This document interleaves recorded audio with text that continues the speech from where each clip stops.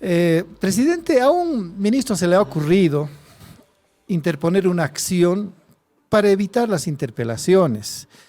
Y una autoridad judicial, como es Israel Campero, admite eso y suspende también a colación otras interpelaciones de la mitad del gabinete.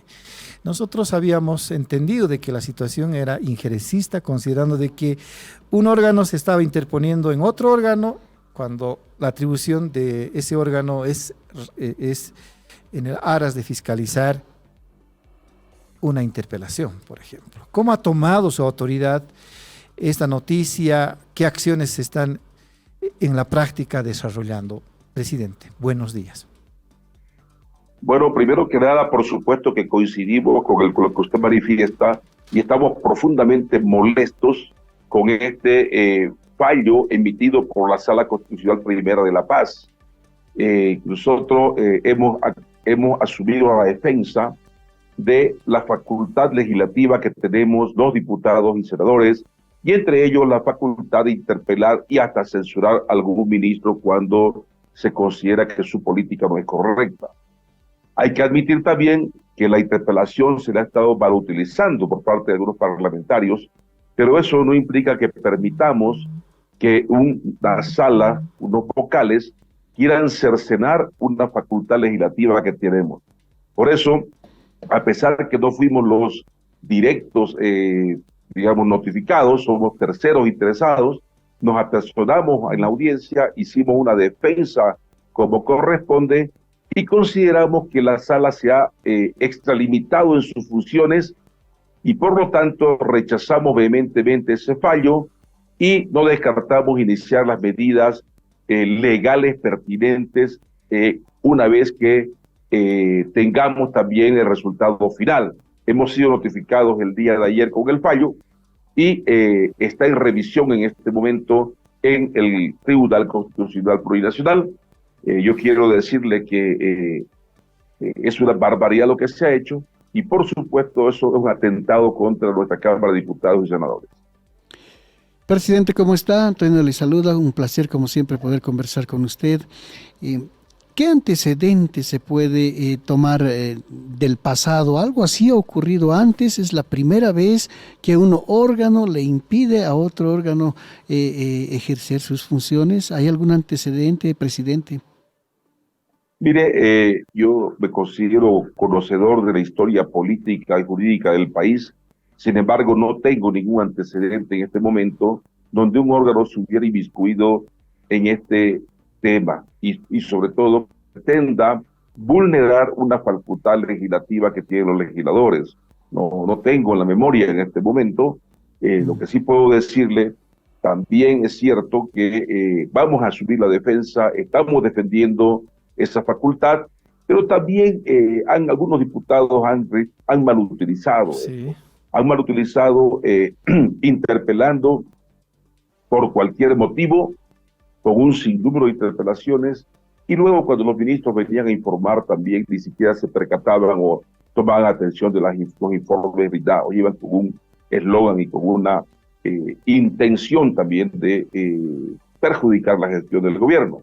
Por lo tanto, aquí lo que corresponde es, hay que devolverle la facultad legislativa, la facultad fiscalizadora que tiene la Asamblea Legislativa Plurinacional y entre ellos la interpelación, pero también tenemos que reglamentarlo de acuerdo a ley.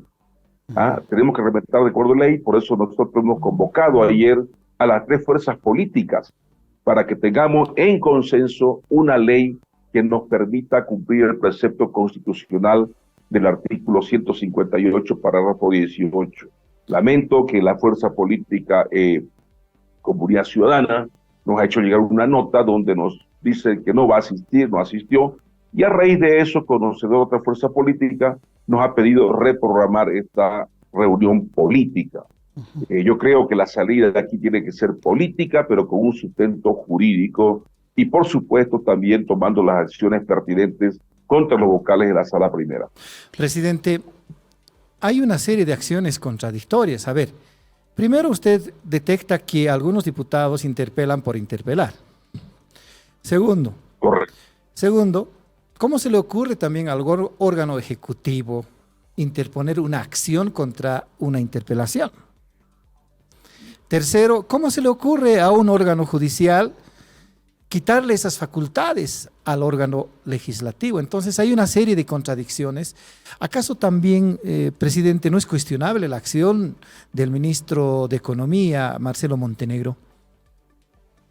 Totalmente cuestionable, y por supuesto nosotros hemos hecho llegar nuestra queja, nuestra profunda molestia, tanto al presidente del Estado como al vicepresidente, porque no puede ser que un ministro nos cause este tipo de problemas en el órgano legislativo.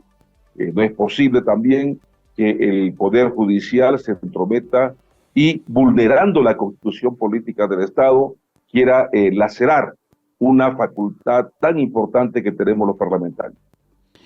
Presidente, nos está hablando de una ley que podría, digamos, como que encauzar todo esto.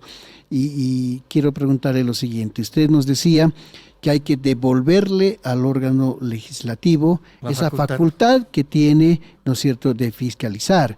Y a través seguramente de la petición de informes, de las interpelaciones, pero también habría que pensar en devolverle la seriedad a las interpelaciones, ¿no? Porque nosotros hemos escuchado a políticos de oposición, por ejemplo, decir, no quiere venir a que lo censuren. O sea, ya están pensando en censurarlo, ni siquiera interpelarlo, directo a censurarlo. Entonces, eso le quita seriedad también, presidente, y todo esto se tiene que ver seguramente en la ley que están manejando.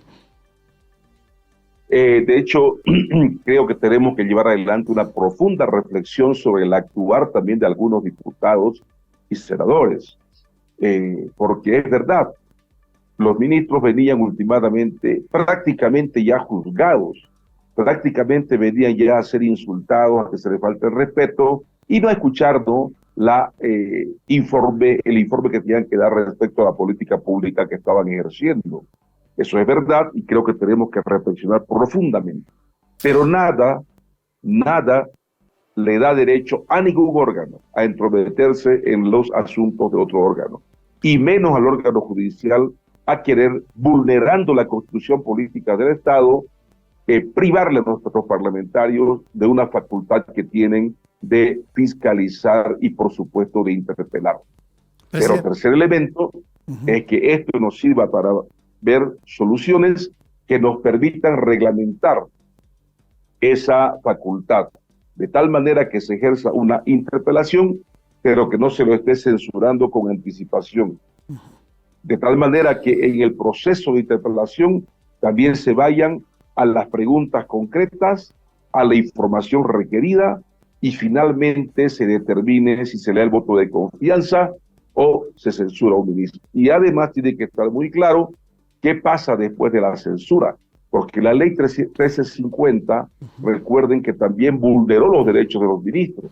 La ley 1350 estableció que un ministro censurado no podía ocupar ningún cargo en la función pública durante un largo periodo. Sí. Eso, el mismo Tribunal Constitucional también estableció que eso era vulnerar el derecho a trabajo. Y hay que nomás trabajar en una ley, reitero, consensuada, que dé respuestas claras, concretas, y que viabilice y nos dé un Estado de Derecho donde se proteja la facultad de interpelar, pero también donde no se lo criminalice y se lo juzgue anticipadamente a un ministro, pero también que esté muy claro las consecuencias de esa censura.